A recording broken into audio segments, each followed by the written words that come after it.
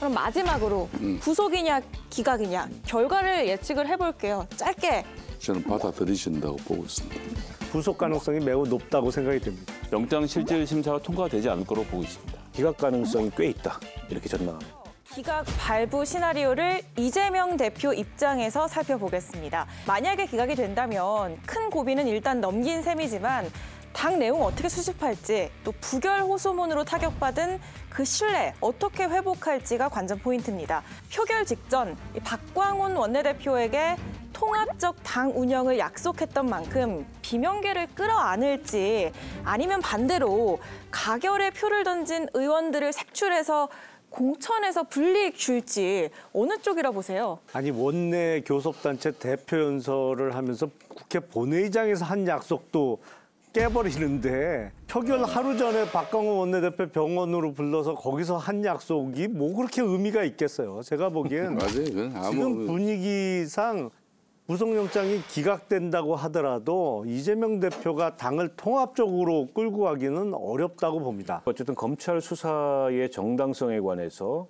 이렇게 장기간 수사를 해서 그리고 2번에 걸친 영장 청구를 했고 그걸 위해서 정치적으로 검찰이 상당한 무리를 했는데 기각된다라고 하면은 역풍이 세게 불 거라고 보고 그 얘기는 이재명 대표는 정치적으로 기사회생하는 거죠. 그런데 이제 당내에서 과연 이제 통합적인 그런 정치에 나설 거냐는 그거는 제가 보기에는 지켜봐야 될 것 같습니다. 이른바 이제 당내 반란표, 가결을 찍거나 뭐 기권 무효를 찍은 실제 무슨 그 색출 내지는 축출 이런 과정이 일어날 수도 있어요. 왜냐하면 이재명의 홍위병이 조직됐어요. 민주당 혁신회의라고 하는 이분들이 다 내년에 공천받으려고 하는 이게 예비 후보들이에요.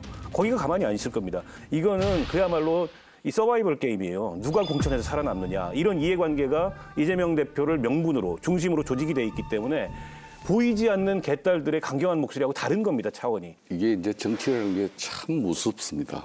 쉽게 말하면 거대 지금 현재 제1야당 160, 170석 가까운 이 어석이 필요 없어요.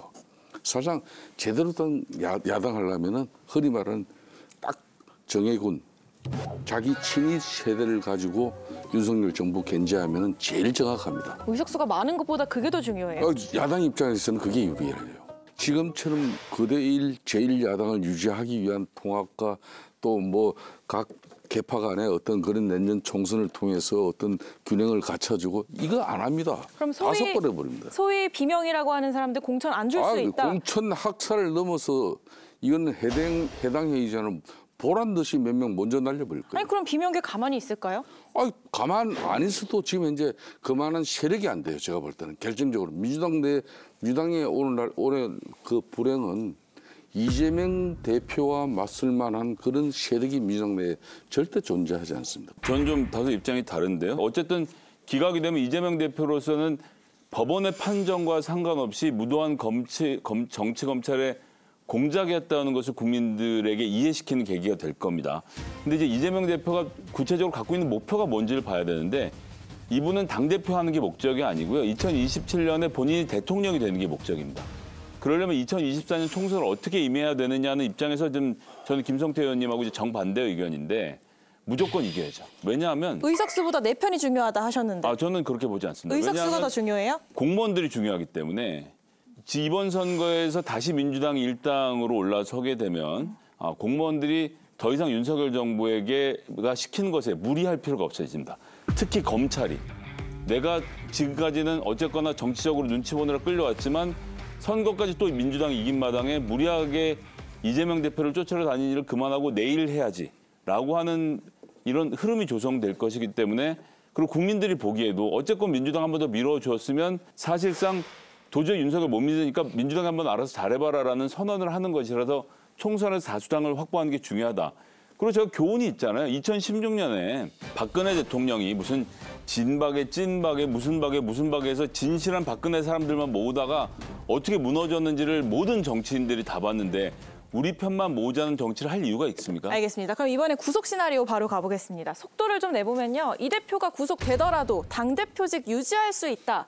이런 전망이 나와요. 당대표직을 유지하려고 시도는 하겠죠. 하지만 총선 때까지 유지하는 건 불가능하다고 생각합니다.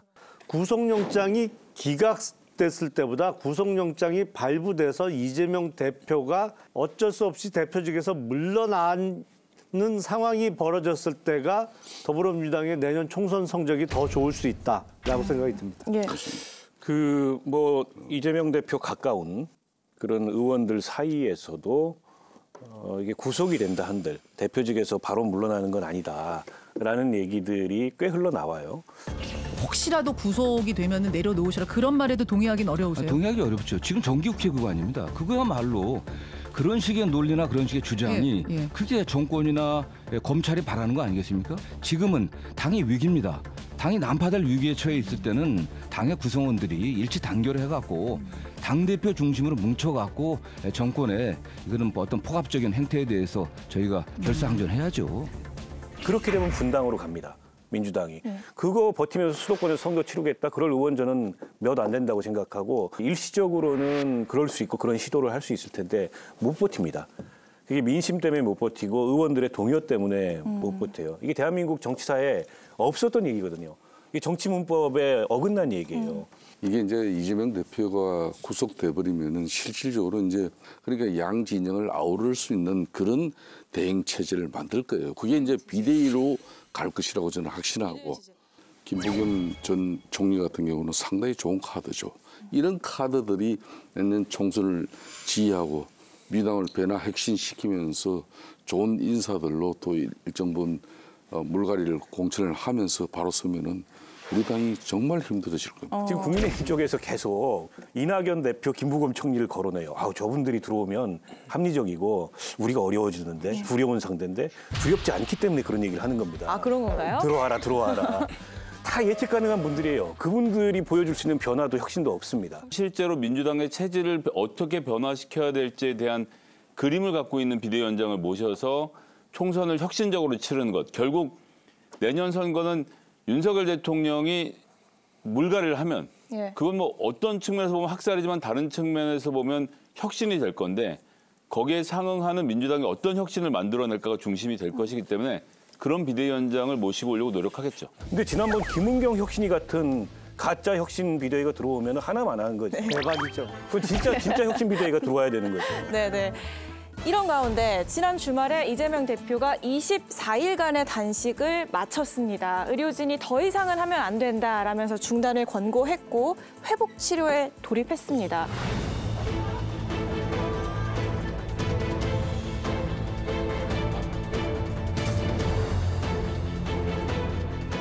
이재명 대표는 단식 투쟁 24일 차인 오늘부로 단식을 중단하고 본격적인 회복 치료에 들어갑니다. 더 이상의 단식은 환자의 건강을 심각하게 위해할 수밖에 없다는 것이 의료진의 소견입니다. 24일 만에 단식을 중단한 것은 뭐 뒤늦었지만은 이재명 대표로서는 잘한 판단입니다. 지금 하루빨리 이제 몸을 회복해서 26일 있을 영장실질심사에 자신이 걸어가서 자신의 억울함이나 영장실질심사 법정에서 최선을 다해서 그걸 말해야 되겠죠. 만일 영장실질심사를 받지 않고 계속 병원에서 단식을 이어갔다면은 그럼 검찰이 체포영장을 국회 동의안을 넘겼을 때 그걸 실질적으로 본인이 수용한 거랑 마찬가지죠. 어쨌든 너무 기간이 길었기 때문에 단식 중단 결정은 잘 된 것이고요. 영장실질심사는 제가 지난주에 좀 파악해 본 바로는 영장실질심사 충분히 해볼 수 있다. 그러니까 거기에서 판사에게 충분히 어필할 수 있다 판단하고 굉장히 열심히 준비를 하고 있다고 들었는데 이제 그런 것에 대한 자신감의 전 발로라고 보고요. 가서 잘 설명해서 판사를 설득할 거라 이렇게 보고 있습니다. 네. 그럼 마지막으로 구속이냐 기각이냐 결과를 예측을 해볼게요. 짧게. 저는 받아들이신다고 보고 있습니다. 구속 가능성이 매우 높다고 생각이 됩니다. 영장실질심사가 통과되지 않을 거로 보고 있습니다. 기각 가능성이 꽤 있다. 이렇게 전망합니다. 발부냐 기각이냐 결론은 납니다. 어느 쪽 결론인지에 따라서 여야 모두 파장이 적지 않을 것으로 보이는데요.